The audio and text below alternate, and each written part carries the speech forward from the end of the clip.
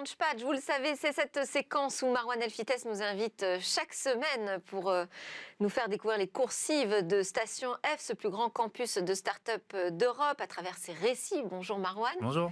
Aujourd'hui, notre sujet, c'est comment aider à faire grandir nos start-up de l'e-santé. Alors, on va donc s'intéresser aux programmes qui sont à leur disposition, notamment chez Station F, mais on peut peut-être commencer par parler de ce marché de l'e-santé.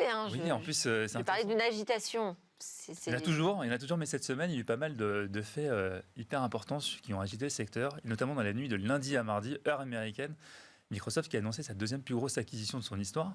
La plus grosse étant LinkedIn en 2016. La deuxième, c'est maintenant Nuance, autour de 16 milliards de dollars. Alors Nuance, qu'est-ce qu'ils font? Ils font une technologie de reconnaissance vocale adaptée pour beaucoup de secteurs, mais surtout pour le domaine de la santé. Ils ont 300 000 cliniciens qui utilisent leur solution. Ils ont 10 000 organisations de santé qui l'utilisent, qui permettent notamment de retranscrire des discussions entre patients et médecins sous forme de notes médicales.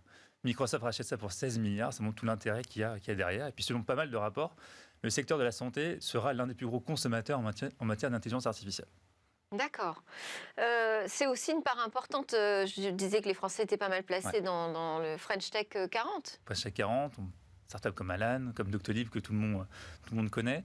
Et puis aussi, encore une fois, il y a une autre annonce, une startup qui était rentrée récemment dans ce fameux French Tech 120, Care, une plateforme leader dans la téléconsultation, a été rachetée par un concurrent britannique. Qui est tombé cette semaine. Donc, encore une fois, ça montre tout l'attrait et les appétits qui sont en train de s'aiguiser sur ce secteur-là. Eh oui, mais alors attention, il ne faut pas les faire partir, ces startups françaises.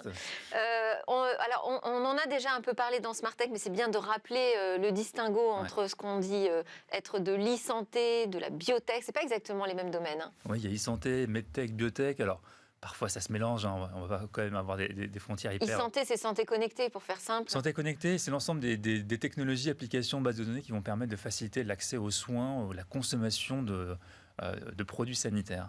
La medtech, c'est souvent l'ensemble des technologies qui vont être appliquées au secteur médical, qui vont rentrer dans des notions de réglementation. Et puis la biotech... Médicaments, donc, plutôt. Médicaments, aussi périphériques, notamment. On va avoir quelques exemples là-dessus. Et puis biotech, c'est toutes les sciences et technologies appliquées aux organismes vivants, finalement, à la modification, à l'impact sur le vivant. Alors, ces sujets, on les retrouve à Station F, j'imagine. Il y a différents programmes aujourd'hui qui portent ces startups de l'e-santé. Oui, alors biotech, medtech et e-santé sont un peu répartis dans différents programmes, dans des programmes généralistes, on en a déjà parlé, du Founders Programme par exemple, mais aussi des programmes beaucoup plus spécialisés sur notamment la AstraZeneca qui a lancé un programme en janvier sur la partie suivi de patients et suivi des vaccins. Et puis on va avoir des programmes marqués sur l'impact des chercheurs, notamment Entrepreneur First aussi, qu'on avait pu aborder, qui vont attirer beaucoup de chercheurs pour qu'ils deviennent entrepreneurs. Et on a pas mal de startups medtech autour, comme Omini, qui est fondée par 2 chercheuses, qui permet de démocratiser les tests sanguins et qui viennent de lever notamment 1,7 million d'euros. Mais ça veut dire qu'ils ont des dispositifs médicaux aussi à Station F ? Ils ont de quoi effectuer leurs recherches? Ils combinent souvent avec l'accès à des laboratoires à l'extérieur. Donc, c'est ça qui est super intéressant. On va avoir des startups qui vont combiner les deux, l'accès business numérique à Station F et puis des labos qui leur permettent d'avancer beaucoup plus loin dans la recherche. On a aussi toujours dans la partie medtech par exemple in vitro sur la fécondation in vitro qui permet d'améliorer les chances de FIV, notamment grâce à l'intelligence artificielle. Alors du coup, sur l'e-santé, pour répondre précisément, on a un programme dédié qui s'appelle l'IPEPS, porté par l'ICEM. Alors, il y a plein d'acronymes, qu'est-ce que c'est?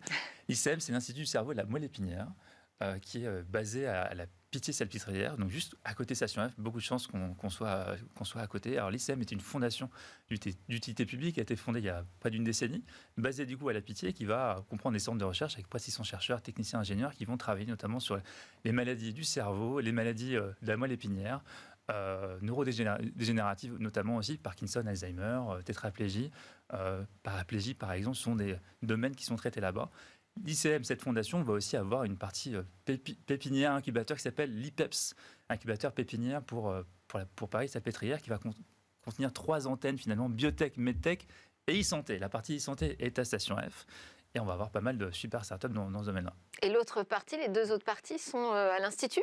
Sont à l'Institut, notamment pour voir, en tout cas la partie biotech, pour accéder à des labos et être en contact en direct avec les chercheurs. Mais ce qui est intéressant, c'est que vous faites partie de ces 3 antennes, vous allez quand même accéder aux ressources de l'Institut, aux chercheurs, aux cliniciens, pour pouvoir avancer aussi dans dans votre business. Et donc cette section de l'incubateur qui adresse l'e-santé, alors comment se déroule le programme? Est-ce qu'il est totalement dissocié de l'Institut du cerveau? Qui peut y rentrer?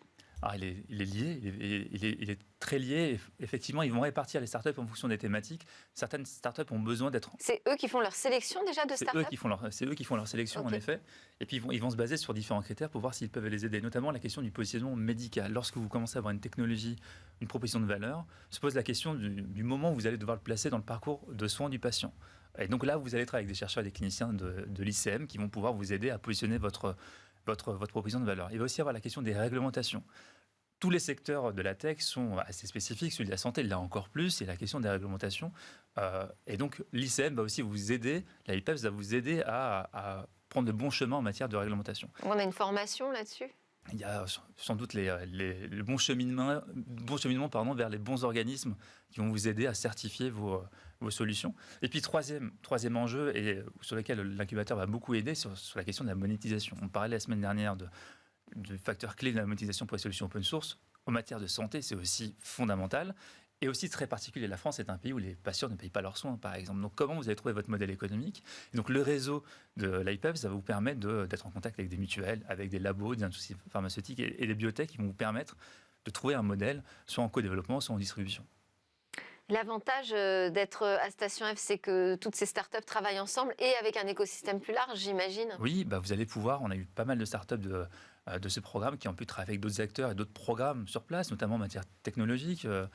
Microsoft, notamment, a beaucoup travaillé avec certaines startups comme BioSerenity, qui est l'une des startups clés qui est passée par l'ICM, en partie sur l'incubateur biotech et sur l'incubateur e-santé à Station F. BioSerenity, c'est l'une de ces pépites de l'écosystème français. Ils ont levé près de 75 millions d'euros. Ils comptent maintenant près de 500 collaborateurs. Ils sont partis de l'ICM et de Station F. Et ils travaillent notamment sur... donc, ils font partie du Next 40 encore. Donc, une super pépite. Ils travaillent sur des vêtements connectés qui permettent de suivre tout au long la pathologie du patient, notamment sur le suivi de l'épilepsie. Un capteur de surveillance de l'état de santé. Exactement, un t-shirt connecté avec un casque qui permet notamment aux patients atteints d'épilepsie de pouvoir transférer des données régulièrement au personnel soignant. Pareil aussi sur le suivi de troubles cardiaques avec un t-shirt qui permet aussi de suivre tout ça. On n'a pas le temps de toutes les citer malheureusement. Merci beaucoup Marie-Odile Fittès. Je rappelle, vous êtes responsable des programmes à Station F. Alors on va parler maintenant des crypto-monnaies. Sont-elles avantageusement les remplaçantes demain du cash ?